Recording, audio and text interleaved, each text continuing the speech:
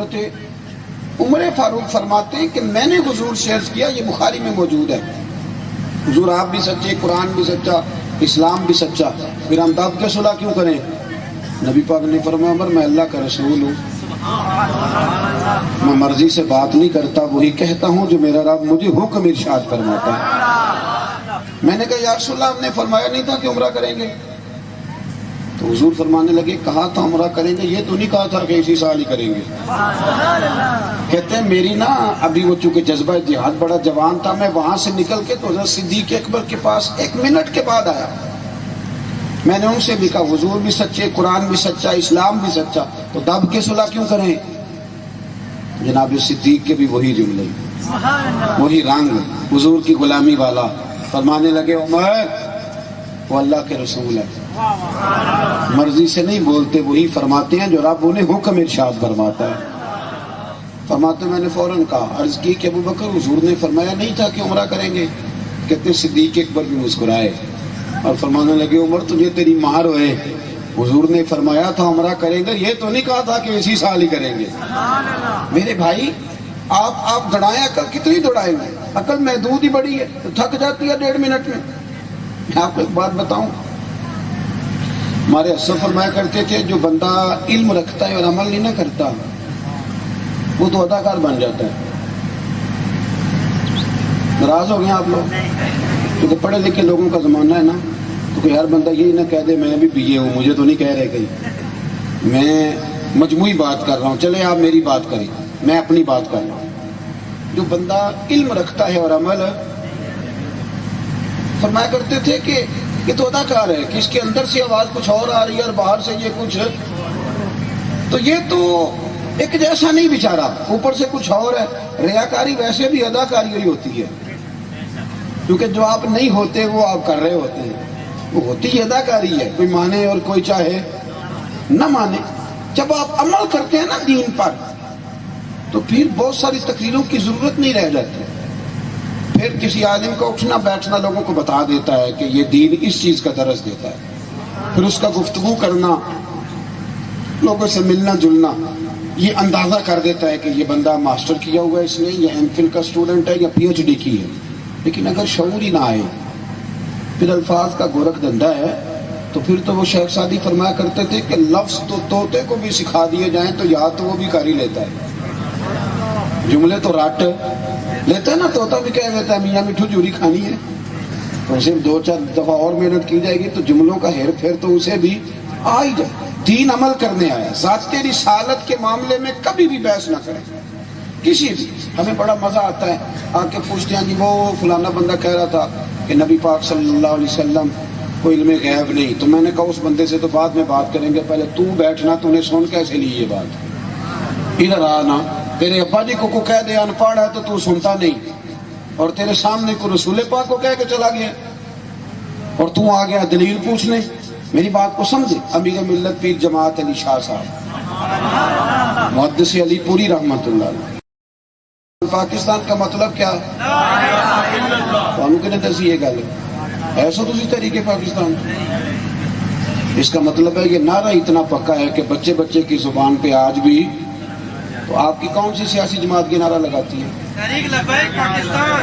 اور میری بات کو سمجھیں آپ، یہ کوئی کہتا ہے جمہوریت کے لیے بنا تھا، کوئی کہتا ہے سوشلزم کے لیے بنا تھا، کوئی کہتا ہے حقوق کے تعین کے لیے بنا تھا، جمہوریت کے لیے بنا تھا۔ تو انڈیا کی جمہوریت تو آج بھی آپ سے اچھی ہے، آج تک ڈکٹیٹر کی حکومت نہیں آئی۔ یہ کس بلا کا نام ہے جو آپ لے رہے ہیں؟ پاکستان کا مطلب کیا؟ لا الہ الا اللہ محمد الرسول اللہ صلی اللہ۔ امیر ملت فرماتے ہیں جب پاکستان بن رہا تھا نا تو ہم پاکستان کے حق میں تقریریں کرتے تھے، لوگوں کو بتاتے تھے کہ وہاں نبی پاک صلی اللہ علیہ وسلم کا نظام نافذ ہوگا، امیر غریب کا فرق مٹے گا، انصاف لوگوں کو دہلیز تک ملے گا۔ ہم چونکہ اسلامی نظام کی خوبصورتیاں بیان کرتے تھے، جو ہندوؤں کے پنڈت تھے نا وہ چونکہ گاندھی کی آندھی میں بہ رہے تھے، وہ پاکستان کے مخالف تقریریں کرتے تھے اور معاذ اللہ ثم معاذ اللہ لوگوں کے ذہنوں میں فطور پیدا کرتے تھے۔ اسلام کی سزائیں بڑی سخت ہیں، وہاں ہاتھ کٹیں گے، گردنیں کٹیں گی، درے لگیں گے۔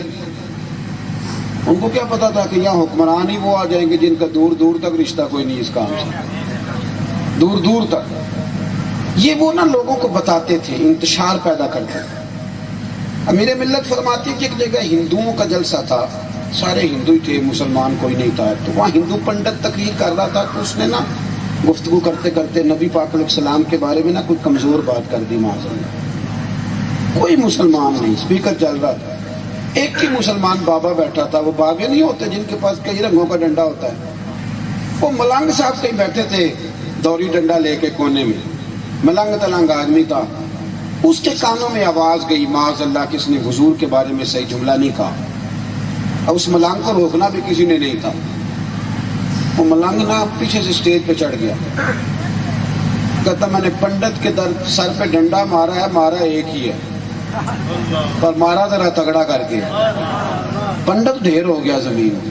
اب ظاہر ہے وہ سارے ہندو تھے، اس کو پکڑا، جیل میں بند کر دیا۔ امیر ملت فرماتے ہیں مجھے پتا چلا تو میں جیل میں ملنے گیا، حافظ بھی تھے، عالم بھی تھے، سید بھی تھے، شیخ طریقت بھی تھے، بہت بڑے مجاہد بھی تھے۔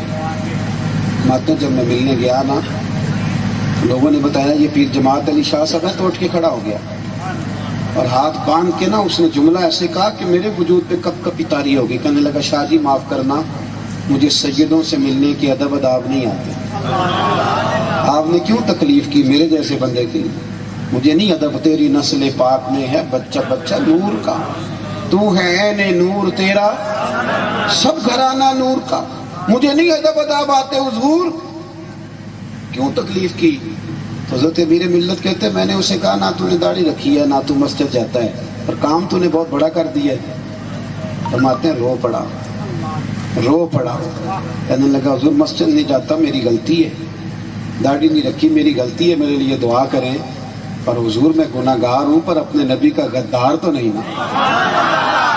ہمارے بچے چھوٹے چھوٹے، میری نا اماں دیہاتی خاتون تھی، تو ٹی وی پہ اس وقت تو پی ٹی وی ہوتا تو صرف ٹی وی پہ اذان شروع ہوتی تو میری اماں جی کہتی وہ میرا دوپٹہ پڑھائی،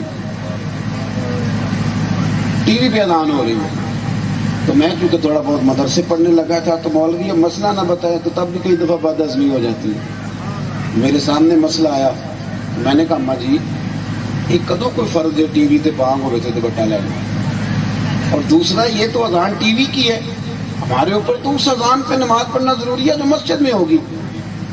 تو میری اماں کہتی ہے مینوں زیادہ گلاں نہ سنا، دوپٹہ دے انہیں میرے نبی دا نام لینے، میری بات کو سمجھے، ہمارے حضور کے ساتھ جذباتی رشتے وابستگیاں ہیں، گہرا تعلق۔ ہمارے ہاں ویسے نہیں ہوتی تھی، ہمارے ہاں تو سرکار کی شانیں، عظمتیں، رفعتیں، بلندیاں، ہمارے ہاں یہ تکرار نہیں ہوتی تھی جو آج شروع ہو گئی۔ ہر بات علماء کرتے تھے، باتیں اختلاف رائے ہوتا تھا، پر وہ بزرگوں میں ہوتا تھا اور کتابوں میں بند ہوتا تھا۔ عام آدمی میری طرح کی عمل کرتے تھے، وہ تو کہتے تھے کوئی شان کی بات سنیں گے تو محبت بڑھے گی، سنگیو حضور کی کوئی بات ملے تو اس پر عمل کرو، سرکار کا کوئی فرمان ملے تو اس پر عمل کرو، نبی پاک علیہ السلام کی ذات کے بارے میں کبھی بحث نہ کرو، دین کے معاملات میں کبھی بحث نہ کرو، حکم آ گیا تو آ گیا۔ بات یاد آ گئی، صلح حدیبیہ کے موقع پر ہی نا ایک صحابی تھے حضرت ابو جندل ان کا نام تھا رضی اللہ تعالیٰ، اور بھی بڑی کتابوں میں آپ کو ملے گا ان کا تذکرہ، لیکن ڈاکٹر احمد عبد الرزاق نے السیرۃ النبویہ، بڑی خوبصورت کتاب ہے، یہ مدینہ یونیورسٹی کے وائس چانسلر رہے ہیں اور بڑے خوش عقیدہ آدمی، سلسلہ شاذلیہ سے ان کا انسلاک ہے، بڑی شاندار انہوں نے لکھی ہے۔ اس میں وہ فرماتے ہیں کہ ان کو نا ان کے باپ نے باندھا ہوا تھا گھر میں زنجیروں کے ساتھ، اور یہ کہتے تھے میں نے مدینے جانا ہے۔ اب بھی لوگ مدینے جاتے ہیں پر اب نہیں رو کے جاتے، اب پیسے ہی بڑھائے، اب تو ٹکٹیں بڑی ہیں، اب کون روتا ہے؟ پہلے دنیا روتی تھی، 1-1 روپیہ لوگ جمع کرتے تھے، تڑپتے تھے، آہیں لیتے اور وہاں بھی لمحہ لمحہ رو کے گزارتے تھے۔ اب چونکہ پیسہ بڑھا ہے تو وہاں بھی زیادہ وقت فوٹو کھینچ کے گزارتے ہیں، کیونکہ وقت بدل گیا نا جی، جب مشکل تھا جانا تو تب تڑپ بھی زیادہ تھا، تو وہ تڑپتے، باندھ رکھا ہے باپ نے، بھائیوں نے، انہیں کسی نے بتایا کہ نبی پاک نے حدیبیہ تک آ گیا، تو مکہ شریف میں جس گھر میں وہ قید تھے وہاں کسی طریقے سے انہوں نے اپنا سر مار مار کے کھڑکی توڑی. مولا علی کہتے ہیں جب وہ تشریف لائے نا حدیبیہ میں تو ان کے پیروں میں زنجیریں تھیں. تو جب وہ چل کے آ رہے تھے نا تو لکیریں بن رہی تھی خون کی، جہاں جہاں سے چل کے آ رہے خون کی لکیریں بن رہی تھیں. اللہ اکبر. کہتے وہ آئے، حدیبیہ کی شرطیں طے ہو گئی تھی پر ابھی تحریر ہونا باقی. آ کے کھڑے ہوئے تو بڑے درد سے روئے، یا رسول اللہ صلی اللہ علیہ وسلم مجھے چھوڑ کے نہ جائیے گا. حضور یہ میرا باپ مجھے ڈنڈوں سے مارتا ہے، یہ میرے بھائی مجھے تکلیف دیتے ہیں. حضور ایک بات بتاؤ، اس طرح اس حال میں اگر کوئی استاد کوئی باپ چھوڑ کے چلا جائے تو معاذ اللہ عقیدتوں کا کیا حشر ہوتا ہے. لیکن رسول کریم علیہ السلام نے جب ان کے آنسو دیکھے تو حضور بھی روئے، صحابہ بھی روئے. مولا کائنات فرماتے ہیں دل کرتا تھا حضور حکم دیں تو ان کافروں کو میں گھوڑوں کی پشتوں پہ باندھ کے لے جاؤں، اتنا ظلم بھی کچھ کرتا ہے. لیکن کہتے ہیں ابھی وہ بات کر ہی رہے تھے کہ ابو سفیان بولے، کہنے لگے آپ نہیں لے جا سکتے، آپ نے شرط طے کر دی ہے کہ نہیں لے جا سکتے. ان کے والد بھی بول پڑے، بات آگے نکل گئی. ایک صحابی نے کہا کہ ابھی تو لکھا جانا باقی ہے، تو کہنے لگے ٹھیک ہے ہم توڑتے ہیں یہ معاہدہ. توجہ کرنا میری بات پر، داستان نہیں سنا رہا. یہ وہ لوگ ہیں جن کی ترتیب مدینے والے محبوب نے اپنی نگاہ کامل سے فرمائی ہے.